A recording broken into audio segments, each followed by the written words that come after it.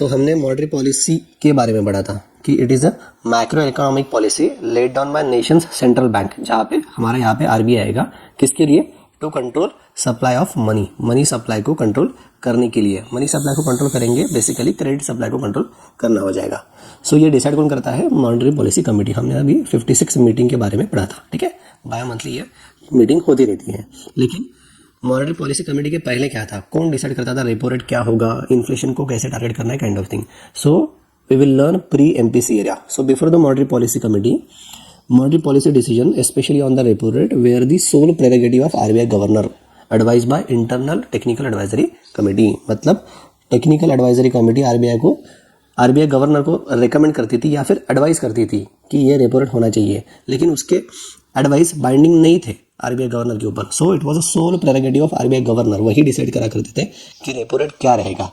लेकिन उसके बाद मॉनेटरी पॉलिसी कमेटी का गठन हुआ है। सो ये गठन कैसे हुआ है, इसका ही जेनेसिस हम आप आज पढ़ेंगे।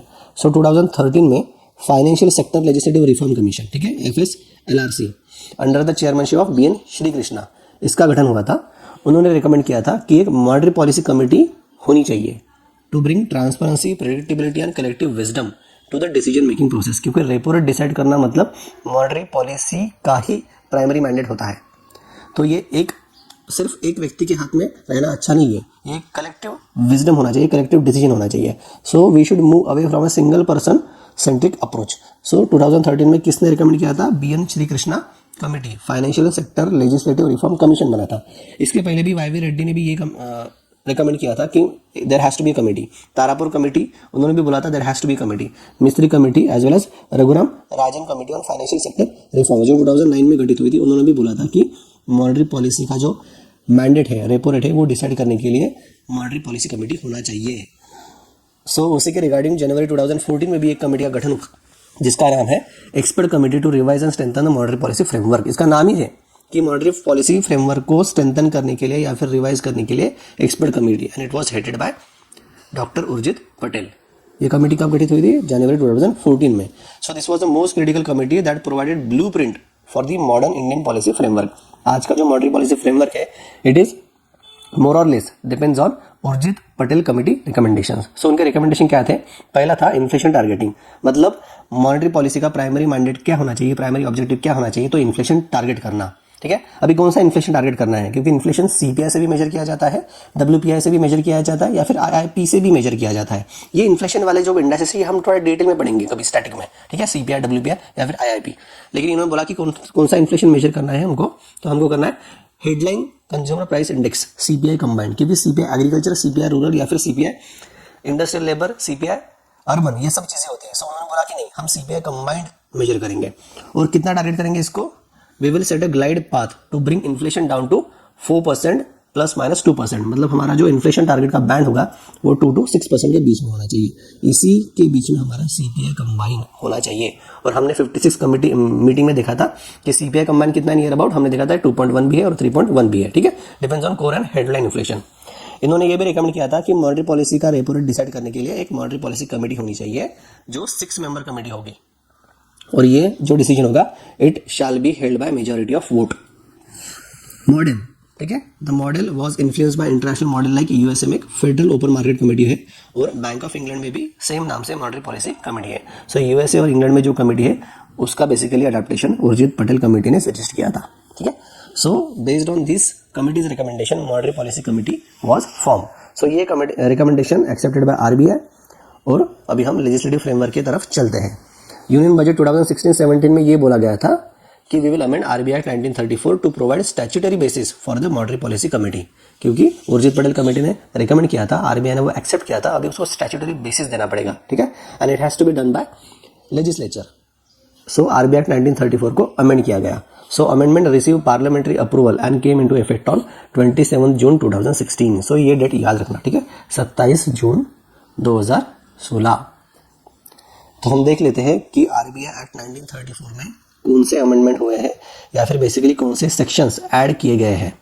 सो सेक्शन 45ZA, ठीक है, जो हम पूरा पढ़ेंगे, this is all with respect to monetary policy committee. So section 45ZA क्या बोल रहा है कि हमको इन्फ्लेशन को टारगेट करना है। So it empower central government to set inflation target in consultation with RBI. ये देखिए कौन है, सेंट्रल गवर्नमेंट को एम्पावर करती है कि वो इन्फ्लेशन टारगेट सेटअप करे, किसके साथ, आरबीआई के साथ, once in every 5 years. Exam में पूछ सकता है 5 साल में एक बार, वंस इन एवरी 5 ईयर्स।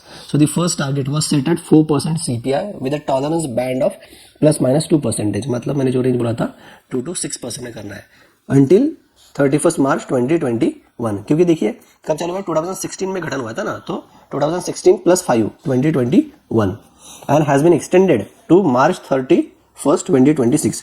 सो इसके बाद फिर से एक बार इन्फ्लेशन को टारगेट किया जाएगा। अभी तो कंटिन्यू किया गया है 4% ±2%। सो शायद वो 3.5% ±2% भी हो सकता है, या फिर बैंड भी चेंज हो सकता है, ठीक है। सो एवरी 5 ईयर्स ये टारगेट डिसाइड होगा। कौन करेगा, central government with the help of or with the consultation of RBI.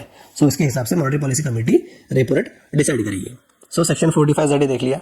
Now we will learn section 45ZB, ठीक है। 45ZB is about composition of monetary policy committee, कि जो committee repo rate decide करेगी उसका composition क्या होना चाहिए। So as per section it specifies 6 member committee, जहाँ पे 3 लोग आरबीआई के हो गए और जो 3 लोग हैं they will be external members appointed by central government. तो 3 लोग आरबीआई के कौन हो गए, ये हमें पता है। RBI governor, he will be the or she will be the ex official chairperson. अभी करंटली कौन है, श्री संजय मल्होत्रा, आरबीआई गवर्नर। उसके बाद एक RBI deputy governor in charge of monetary policy department. So monetary policy department के जो इंचार्ज होंगे that is basically RBI deputy governor, वो मेंबर रहेंगे now Poonam Gupta. 1 RBI officer nominated by central board. तो अभी कौन है आरबीआई ऑफिसर, एग्जीक्यूटिव डायरेक्टर है उनके इंद्रनील भट्टाचार्य, ठीक है। सो मॉनेटरी पॉलिसी में 6 मेंबर्स होते हैं, 3 from RBI and 3 from government. 3 from RBI कौन होते हैं, RBI chairperson that is governor, second deputy governor monetary policy department, and third one is any one RBI officer appointed by central board. Central board RBI का रहता है, central government का नहीं। और 3 external members रहते हैं appointed by central government and they are experts in economics, banking, finance or monetary policy. तो ये कौन किसको अपॉइंट किया है, so professor Ram Singh, doctor Nagesh Kumar and doctor Saugata Bhattacharya.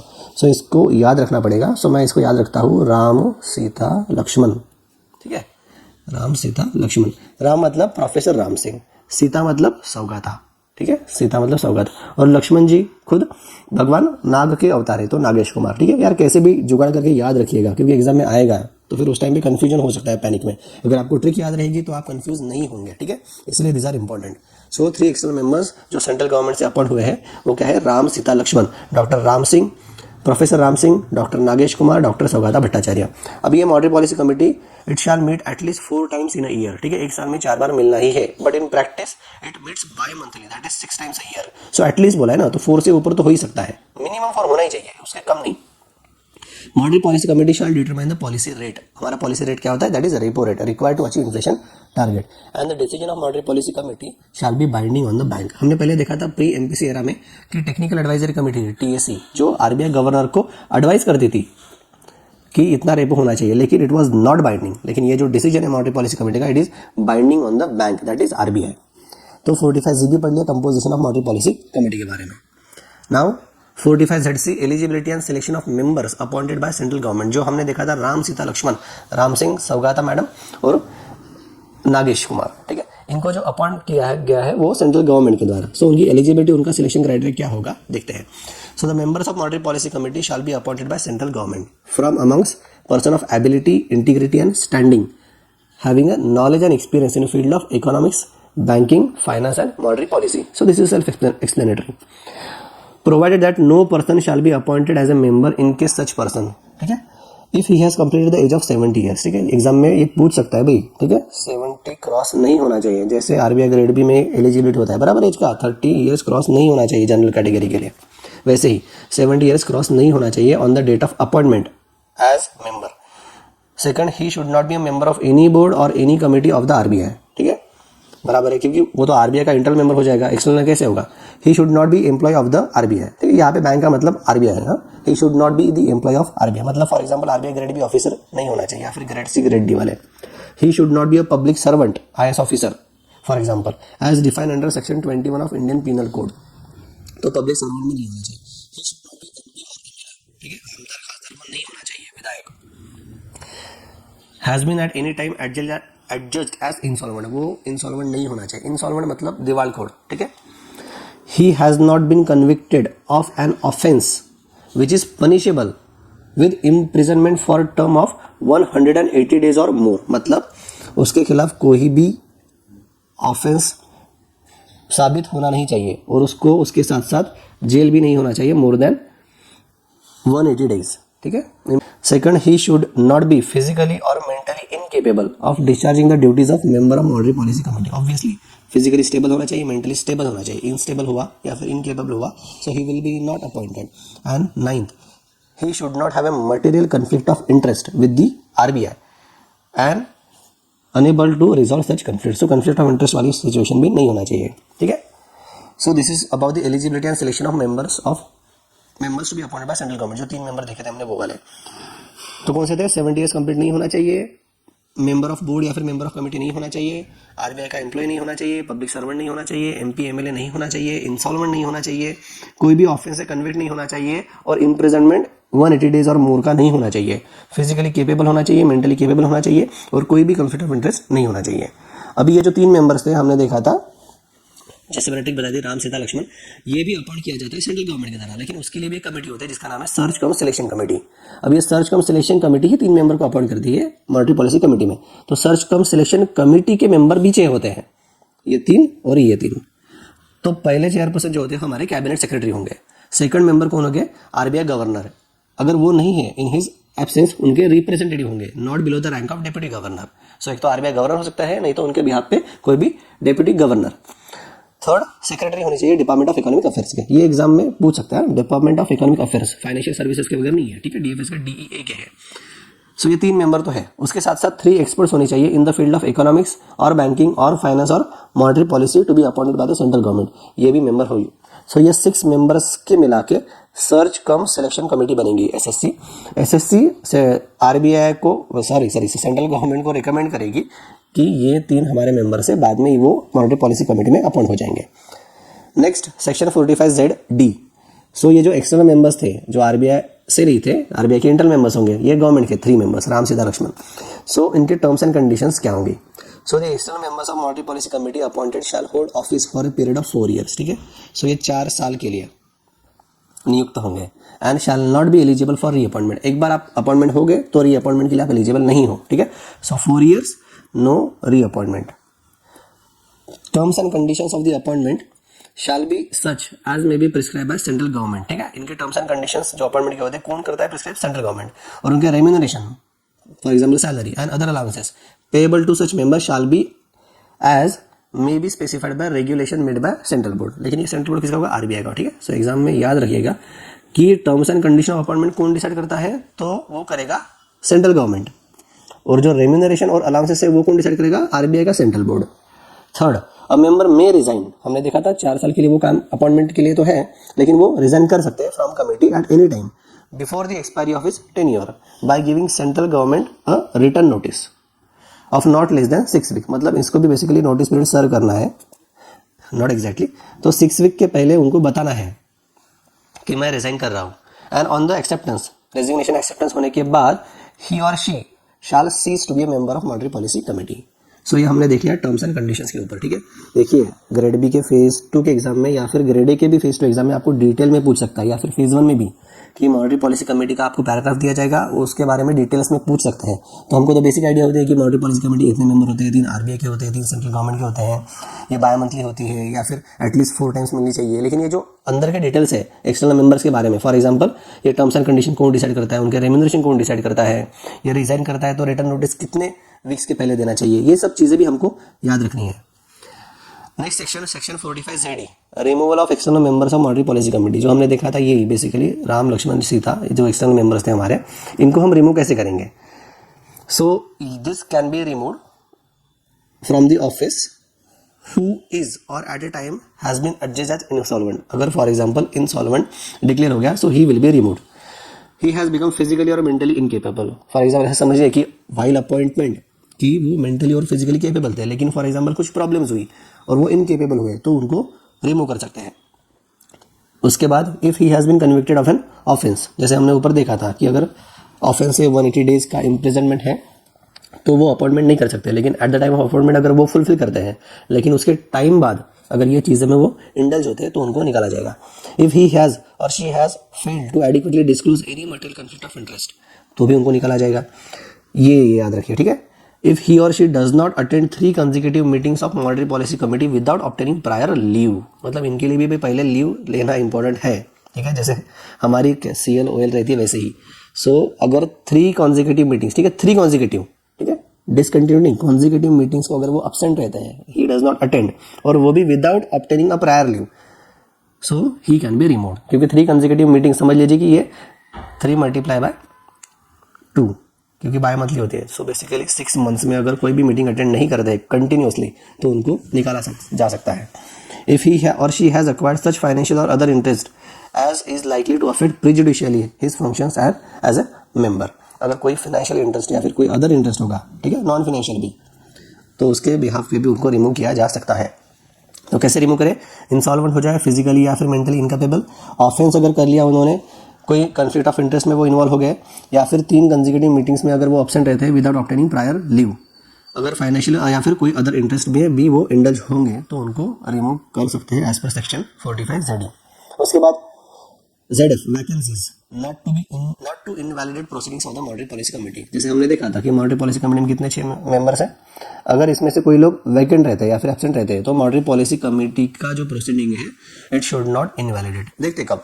So no act or proceeding of the monetary policy committee shall invalid only by reason of any vacancy or any defect in constitution of monetary policy committee. अगर for example कोई absent है तो भाई चलेगा, meeting चलेगा। Any defect in appointment of person acting as a member of monetary policy committee, अगर for example कोई member को जो अपॉइंट किया है अगर उसमें कोई डिफेक्ट है तो फिर भी कमेटी वैलिडेट रहेगी, इनवैलिडेट नहीं रहेगी। और any irregularity in the procedure of monetary policy committee not affecting the merits of the case, फिर भी इनवैलिडेट नहीं होगा प्रोसीडिंग्स। इतना इंपॉर्टेंट नहीं है। सेक्शन 45ZG सेक्रेटरी होना चाहिए, ठीक है, मॉनेटरी पॉलिसी कमेटी के लिए, ये एग्जाम में इंपॉर्टेंट है। हाँ, bank shall appoint a secretary to the monetary policy committee to provide secretariat support to the state committee, ठीक है, क्योंकि ब्यूरोक्रेसी वाले काम है वो भी करना पड़ेगा। मॉनेटरी पॉलिसी कमेटी तो कुछ निर्णय लेगी, लेकिन उसके बिहाफ पे एग्जीक्यूट करने का काम या फिर उसको ड्राफ्ट करने का काम ये सेक्रेटरीट के हाथों में होगा। Secretary shall perform such function and in such manner as may be specified by regulation made by central board, ठीक है। सो सेक्रेटरी के जो फंक्शंस है वो कौन डिसाइड करता है? तो सेंट्रल बोर्ड के रेगुलेशंस, ये एग्जाम में याद रखना। Section 45Z I meetings of the monetary policy committee. हमने देखा था ऊपर कि bank shall organise at least 4 meetings in a year, ठीक है। सो 4 तो होनी चाहिए, लेकिन हम बाय मंथली मीटिंग करते हैं तो बेसिकली हमारी 6 हो जाती है। Meeting schedule of the monetary policy committee for a year shall be published by bank at least 1 week before the first meeting in the year, ठीक है। सो शेड्यूल कैसे रहेगा? एटलीस्ट 1 वीक बिफोर पब्लिश किया जाएगा, इसके द्वारा by RBI। The meeting schedule में be change, ये शेड्यूल चेंज हो सकता है by way of decision taken at a prior meeting of the monetary policy committee, वो चेंज हो सकता है schedule. If in the opinion of the governor any additional meeting is required or meeting is required to be rescheduled due to administrative exigencies, तो meeting schedule change हो सकता है। Next, any change in the meeting schedule shall be published by bank as soon as practicable, ठीक है, जल्दी से जल्दी publish करो भाई अगर चेंज हुआ तो। ये एग्जाम में आ सकता है कोरम, ठीक है, कि quorum for the meeting of the monetary policy committee shall be 4 members. हमने देखा था एमपीसी में कितने मेंबर्स थे? 6 मेंबर्स। सो एटलीस्ट 4 को तो रहना ही चाहिए। एटलीस्ट 1 ऑफ हुम shall be governor and in his absence deputy governor who is a member of monetary policy committee. मतलब हमने देखा था कि 6 मेंबर्स है, उसमें 4 मेंबर्स कौन होना चाहिए? कोरम, इसके बिना कमेटी की प्रोसीडिंग्स नहीं होगी। और इस 4 में भी कंपल्सरीली गवर्नर होना चाहिए। अगर गवर्नर नहीं होते हैं तो एटलीस्ट डेप्यूटी गवर्नर होने चाहिए, in charge of monetary policy department, जैसे अभी पूनम गुप्ता मैडम, ठीक है। सो 6 मेंबर्स थे, 4 कोरम है और उसमें भी से भी एटलीस्ट गवर्नर या डेप्यूटी गवर्नर होने ही चाहिए। The meetings of monetary policy committee shall be presided over by governor and in his absence by deputy governor who is a member of monetary policy committee, ठीक है। So MPC की meeting कौन preside करेगा? RBI governor obviously. अगर वो नहीं होती है, उनकी फॉर एग्जांपल कोई एग्जिजेंसी आ गई या फिर पर्सनल इमरजेंसी जैसे मेडिकल इमरजेंसी आ गई तो डेप्यूटी गवर्नर भी वो प्रिसाइड कर सकते हैं। Each member of monetary policy committee shall have 1 vote, मतलब 6 मेंबर है तो 6 वोट होंगे टोटल। ऑल क्वेश्चन, मतलब कोई वेटेज है नहीं, जैसे RBI गवर्नर बड़े हैं तो उनको वेटेज ज़्यादा होना चाहिए, ऐसे कंपल्सरी नहीं है। 1 member 1 vote.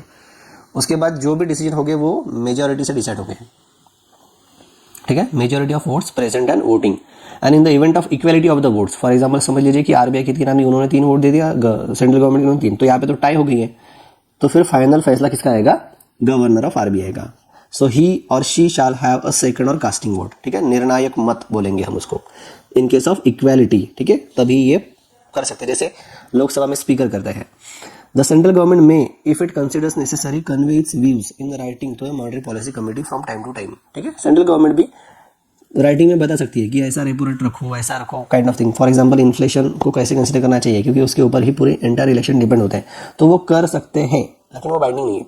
The vote of each member of monetary policy committee for a propose resolution shall be recorded against such member, ठीक है, कौन से मेंबर ने कैसा वोट दिया है, ठीक है, वो रिकॉर्ड होना चाहिए। Each member of committee shall write a statement specifying the reason for voting in favour of or against the propose resolution. For example repo अभी 5.5 है, अगर इसको 6 करना है तो क्यों करना है, ये सभी मेंबर्स का यहाँ पे स्टेटमेंट होना चाहिए, ठीक है, एक स्पेसिफिक रीजन होना चाहिए।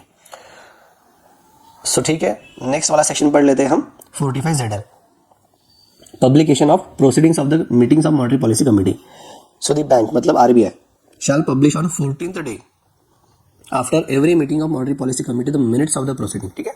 सो कमेटी के मीटिंग में एग्जैक्टली क्या हुआ, ये 14th डे को पब्लिश किया जाएगा, उसको हम बोलेंगे मिनट्स ऑफ द मीटिंग, ठीक है। तो एग्जैक्टली इसमें क्या रहेगा कि what is the resolution adopted at the meeting of the monetary policy committee, ठीक है, क्या डिसाइड हुआ है, जैसे कंपनी का बोर्ड रेजोल्यूशन होता है वैसे इनका रेजोल्यूशन होगा। उसके बाद vote of each member on the resolution adopted in state meeting, मतलब किसने फेवर में या फिर अगेंस्ट में रेजोल्यूशन के वोट किया है ये। उसके बाद स्टेटमेंट ऑफ ईच मेंबर कि उसने वैसे वोट क्यों किया, ठीक है। सो मीटिंग में क्या डिसाइड होगा कि रेजोल्यूशन क्या किया गया है, जैसे हमने ऊपर देखा था statement on development and regulatory policies, हमने कुछ रेट्स देखे थे कि ये डिसाइड हुआ है, क्योंकि हमने ये देखे थे ये प्रोजेक्शंस हुए हैं। सो उसका रेजोल्यूशन, हर एक मेंबर का वोट, और उसके बाद हर एक मेंबर का स्टेटमेंट। उसके बाद है 45ZM मॉनेटरी पॉलिसी रिपोर्ट। देखिए हमने मिनट्स देखा था कि every 14th day after meeting publish होना चाहिए मिनट, लेकिन monetary policy report once in every 6 months publish होनी चाहिए, ठीक है। So the bank shall once in every 6 month publish a document to be called as monetary policy report, जहाँ पे explain किया जाएगा कि इन्फ्लेशन के सोर्सेज कहाँ से थे और फोरकास्ट ऑफ इन्फ्लेशन क्या होने वाला है over a period of 6 to 18 months from the date of publication, ठीक है। सो अगले 6 महीने में या फिर अगले 6 से 18 महीने में इन्फ्लेशन कितना जा सकता है CPI, वो भी फोरकास्ट यहाँ पे वो कर सकते हैं। इसका फॉर्म, इसका कंटेंट कैसे होगा, ठीक है, it shall be specified by regulation made by central board. So याद रखना monetary policy report every 6 months publish होनी चाहिए। मॉनेटरी पॉलिसी कमेटी का एक्चुअल टारगेट क्या होता है, इन्फ्लेशन को कंट्रोल करना। अगर वो फेल कर गए, अगर 2 to 6 के बीच में नहीं है, अभी तो हमने देखा था कि हमारे पास 3.1 था और 2.1 था, CPI हेडलाइन और कोर पकड़ गए, तो अब तो वो पास हो गए। लेकिन अगर फॉर एग्जांपल ये फेल करते हैं, फॉर एग्जांपल 6% से अगर क्रॉस हो रहा है, या फिर 7% इन्फ्लेशन हो रहा है, या फिर 1% इन्फ्लेशन हो रहा है, मतलब बैंड से नीचे या फिर ऊपर जा रहा है, so basically they are failing to maintain the target. So when the bank fails to meet, RBI fails to meet inflation target, it shall set out in a report to the central government कि the reasons for the failure to achieve the inflation target, क्या रीजंस थे fail करने के। देखिए monetary policy committee क्या decide करती है, रेपो डिसाइड करती है, या फिर इन्फ्लेशन बैंड डिसाइड करते हैं, लेकिन इसको एग्जीक्यूट करना किसका काम होता है, आरबीआई का काम होता है। अगर आरबीआई फेल करे तो उन्होंने रीजन मेंशन करना चाहिए, उसके साथ क्या क्या रिमेडिएशन एक्शंस उन्होंने लिए हैं वो इन्फ्लेशन को टैकल करने के लिए, या फिर क्या लिए थे या फिर क्या लेंगे। An estimate of the time period within which inflation target shall be achieved, या फिर आप एस्टीमेट दो कि कितने टाइम पीरियड में आप इन्फ्लेशन कंट्रोल करेंगे। सो ये चीज़ें हैं 45ZN में। तो हमने मॉनेटरी पॉलिसी कमेटी के बारे में डिटेल में डिस्कशन किया है, तो थोड़ा रिवाइज कर लेते हैं मॉनेटरी पॉलिसी कमेटी के बारे में। तो मॉनेटरी पॉलिसी कमेटी का मेन ऑब्जेक्टिव क्या होता है कि रेपो डिसाइड करना। बिफोर मॉनेटरी पॉलिसी एरा ये किसका काम था, आरबीआई गवर्नर का, it was his sole discretion. लेकिन आरबीआई गवर्नर को भी एक कमेटी थी, टेक्निकल एडवाइजरी कमेटी, जो इंटरनल कमेटी है उनको एडवाइस करती थी, लेकिन ये बाइंडिंग नहीं था। उसके बाद कमेटी के गठन हुए, फॉर एग्जांपल 2013 में legislative reform commission chaired by BN Shri Krishna, उन्होंने रिकमेंड किया था कि there has to be a committee, monetary policy committee, जो रेपो रेट डिसाइड करे। सो इसी को कंसिडर करते हुए 2014 में, जनवरी 2014 में we have a doctor Urjit Patel committee. नाम क्या था उसका, expert committee to revise and strengthen monetary policy framework. So इससे ने बेसिकली आज की जो मॉनेटरी पॉलिसी है उसका ब्लूप्रिंट हमको दिया है। इन्होंने क्या बोला था कि मॉनेटरी पॉलिसी का एक ही काम होना चाहिए, वो है इन्फ्लेशन टारगेटिंग। क्योंकि बाकी चीज़ें अपने आप सेट हो जाएंगी। फॉर एग्जांपल इकोनॉमिक ग्रोथ हो गया, अनएम्प्लॉयमेंट को फाइट करना हो गया, बाकी वाली चीज़ें। तो इन्फ्लेशन को टारगेट करना है, लेकिन कौन से इन्फ्लेशन को? तो उन्होंने बोला कि CPI कंबाइंड वाले इन्फ्लेशन को टारगेट करो। कितना टारगेट करना है? तो भाई 4% होना चाहिए और बैंड ±2% का, मतलब 2 to 6% के बीच में आप इन्फ्लेशन को टारगेट करो, इन्फ्लेशन को कंटेन करो। उसके बाद उन्होंने ये भी बोला था कि ये सब चीज़ों के लिए सिर्फ RBI गवर्नर अकेला काम नहीं करेगा, there has to be a monetary policy committee जो 6 मेंबर की हो जाए, ठीक है। सो ये सब चीज़ों को RBI ने एक्सेप्ट किया 2016 में, और बजट में अनाउंस किया गया था कि we will introduce RBI amendment act. So इसके हिसाब से बहुत सारे सेक्शंस ऐड किए थे, स्पेशली स्टार्टिंग फ्रॉम सेक्शन 45।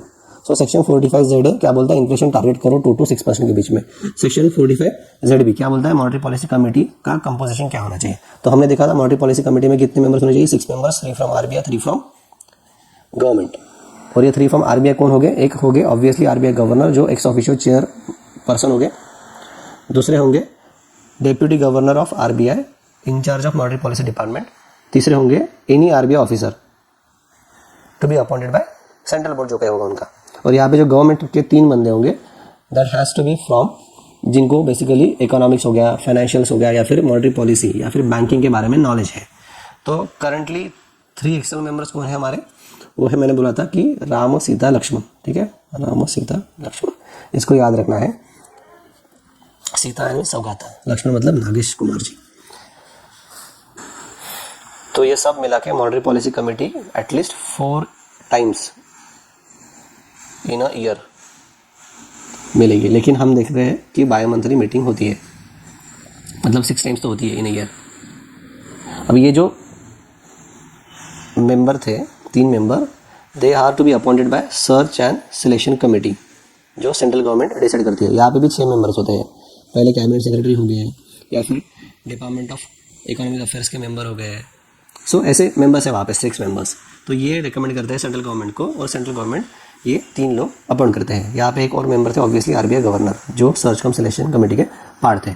सो ये लोग ढूंढते हैं कि बैंकिंग या फिर फाइनेंस या फिर मॉनेटरी पॉलिसी का नॉलेजेबल पर्सन कौन है, उनको यहाँ पे अपॉइंट करेंगे। हमने फिर बाद में डिफरेंट कंडीशंस भी देखी थी एक्सटर्नल मेंबर्स के रिगार्डिंग कि उसको कैसे अपॉइंट किया जाता है, उसकी एलिजिबिलिटी क्या होनी चाहिए। जैसे हमने देखा था कि भाई कोई भी ऑफेंस में कन्विक्ट नहीं होना चाहिए फॉर मोर देन और इक्वल टू 180 डेज हो गया, इंसॉल्वेंट नहीं होना चाहिए, मेंटली या फिर फिजिकल केपेबल उन्होंने होना चाहिए, कॉन्फ्लिक्ट ऑफ इंटरेस्ट या फिर ऐसे कोई एक्टिविटी में इंडल्ज नहीं होना चाहिए जहाँ में फाइनेंशियल इंटरेस्ट जुड़ा हुआ हो उनका। उसके बाद हमने ये भी देखा था कि ये रिज़ाइन कर सकते हैं, लेकिन 6 months पहले उनको बताना पड़ेगा। हमने ये भी देखा था कि इनको रिमूव भी किया जा सकता है अगर वो कुछ क्राइटेरिया फुलफिल ना करें। जैसे कि अपॉइंटमेंट के टाइम पे उन्होंने अगर क्राइटेरिया फुलफिल किया है, लेकिन उसके बाद अगर फॉर एग्जांपल कुछ चीज़ें गड़बड़ा जाती है तो उनको निकाल सकते हैं। हमने ये भी देखा था कि अगर 3 consecutive मॉनेटरी पॉलिसी कमेटी के जो मीटिंग्स है अगर वहाँ पे वो एब्सेंट रहते हैं विदाउट इन्फॉर्मेशन, ठीक है, विदाउट ऑब्टेनिंग प्रायर लीव, तो भी उनको निकाला जा सकता है एक्सटर्नल मेंबर्स को। तो ये सब क्राइटेरियाज थे। हमने ये भी देखा था कि मॉनेटरी पॉलिसी कमेटी को हेल्ड करने के लिए कोरम की ज़रूरत होती है। तो वो कोरम कितने का होता है? 4 का होता है, जहाँ पे RBI गवर्नर होने चाहिए। अगर RBI गवर्नर नहीं है तो उनके बिहाफ पे RBI डेप्यूटी गवर्नर होने चाहिए, in charge of monetary policy department वाले। तो हर मेंबर को 1 member 1 वोट दिया गया है। तो basically 6 member equal to 6 vote, और जो डिसीजन होता है it was decided by majority, ठीक है। किसने कौन सा वोट दिया वो भी रिकॉर्ड किया जाता है, और उसके रीजंस क्या आते हैं, मतलब उन्होंने फेवर में क्यों बोला है और अगेंस्ट में भी क्यों बोला है, तो उनके स्टेटमेंट भी रिकॉर्ड किए जाते हैं। और ये सभी के सभी जो डिसाइड हुआ था उसके जो मिनट्स हैं मीटिंग के, ये 14th डे पे रिलीज़ किए जाते हैं। और ऐसे ही करके मॉनेटरी पॉलिसी रिपोर्ट जो होती है, ठीक है, वो वंस इन 6 months पब्लिश की जाती है। मतलब साल में 2 बार मॉनेटरी पॉलिसी रिपोर्ट पब्लिश की जाती है, लेकिन मिनट्स तो हर 14 days में पब्लिश किया जाता है। यहाँ पे हमने ये भी देखा था कि ये 1 member 1 वोट तो है और डिसीजन मेजॉरिटी से लिया जाता है। लेकिन अगर टाई हुआ तो हमने देखा था कि RBI गवर्नर कास्टिंग वोट यहाँ पे एक्सरसाइज कर सकते हैं, एग्जीक्यूट कर सकते हैं। मतलब ही will be the final deciding authority, उनका ही फाइनल कॉल रहेगा कि फेवर में रहेगा या फिर अगेंस्ट में रहेगा। Okay, so this is all about the monetary policy committee. देखो गाइज, हमने थोड़ा डिटेल में पढ़ा है और ये एग्जाम के लिए बहुत ज़्यादा इंपॉर्टेंट है।